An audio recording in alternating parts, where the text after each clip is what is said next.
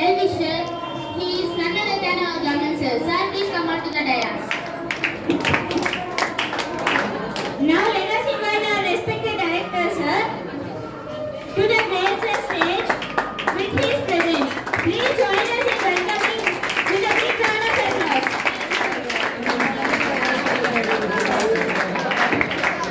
And requesting Ramanand sir to kindly deliver his speech.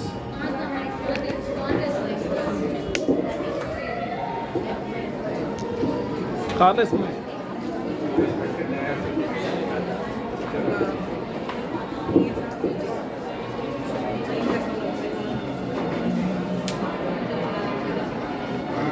ఏంటంటే చిల్డ్రన్స్కి ముందు అసలు గోల్ ఏంటి ఏం అవ్వాలి అనేది ఇక్కడే రెడీ టెన్త్ మెయిన్ బేస్ ఆ టెన్త్లో డాక్టర్ కావాలన్నా ఇంజనీర్ కావాలన్నా ఏది కావాలన్నా టెన్త్ బేస్ కాబట్టి టెన్త్లోనే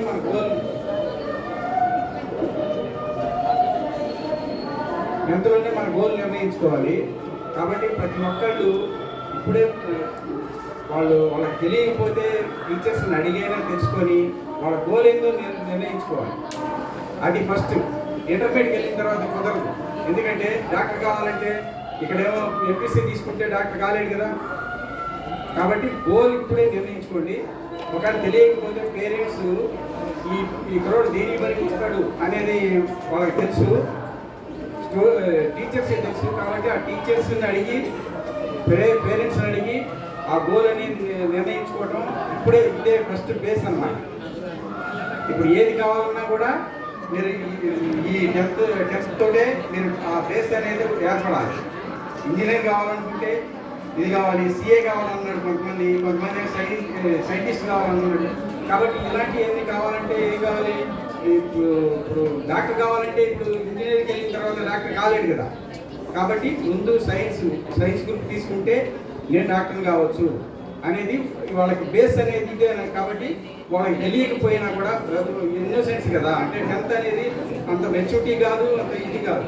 కాబట్టి సజెషన్స్ అడిగి టీచర్స్ని పేరెంట్స్ని అడిగి ఆ గోల్ అనేది ఏర్పాటు చేసుకోండి. ఎందుకంటే ఈ గోల్ లేకపోతే మాత్రం ఏమైందంటే మన దిక్సూసి లేని నావైపోతుంది.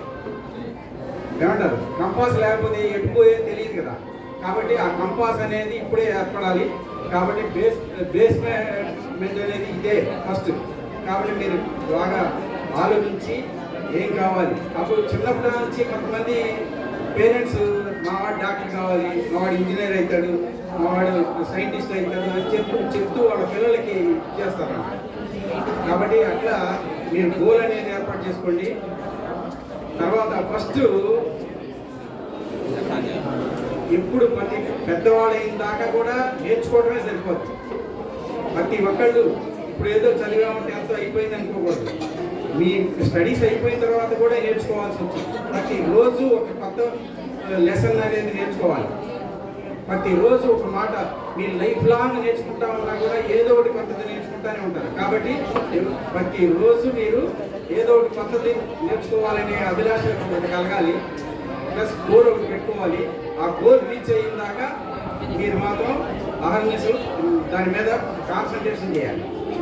ఇప్పటి వరకంటే ఆటగాయితనంగా జరిగిపోయింది. ఇట్లా కాదు. ఇంటర్మీడియట్లో మంచి మార్కులు వస్తేనే కదా మంచి పొజిషన్కి వచ్చేది.